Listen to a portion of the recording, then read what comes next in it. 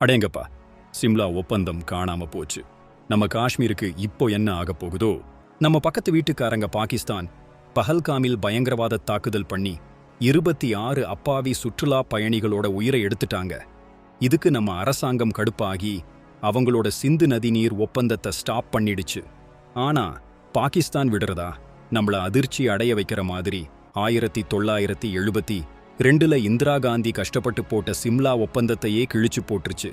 இந்த ஒப்பந்தம்தான் காஷ்மீர் எல்லை பிரச்சனையில இதுவரைக்கும் ஒரு அமைதியை காப்பாத்திட்டு வந்துச்சு. இப்போ அதுவும் போச்சு. இந்த சிம்லா ஒப்பந்தம்னா சும்மாவா? நம்ம காஷ்மீர எல்லையை அங்கீகரிக்கிற ஒரு முக்கியமான ஒப்பந்தம். இந்த ஒப்பந்தம் இல்லைன்னா பாகிஸ்தான் நம்ம காஷ்மீர் மேல உரிமை கொண்டாட ஆரம்பிச்சிடும். இது நம்ம நாட்டு பாதுகாப்புக்கு ரொம்ப பெரிய அச்சுறுத்தல். 1971ல போர் முடிஞ்சு எல்லை பிரச்சனை தீர்க்கறதுக்குன்னு தான் இந்த ஒப்பந்தத்தை போட்டாங்க. இப்போ இந்த ஒப்பந்தத்தை ரத்து பண்ணிட்டாங்கன்னா மறுபடியும் போர் மாதிரியான சூழ்நிலை உருவாகுமோன்னு பயமா இருக்கு. இந்த விஷயம் நம்ம எல்லாருக்கும் ரொம்ப முக்கியம். நம்ம காஷ்மீர் மக்களோட பாதுகாப்பு கேள்விக்குறியா ஆயிடுச்சு. இதுல நம்ம அரசாங்கம் என்ன செய்ய போகுது? உலக நாடுகள் இதுல எப்படி ரியாக்ட் பண்ண போகுது? இந்தியாவை பாதுகாக்க நம்ம எல்லாரும் ஒண்ணா நிக்கணும்.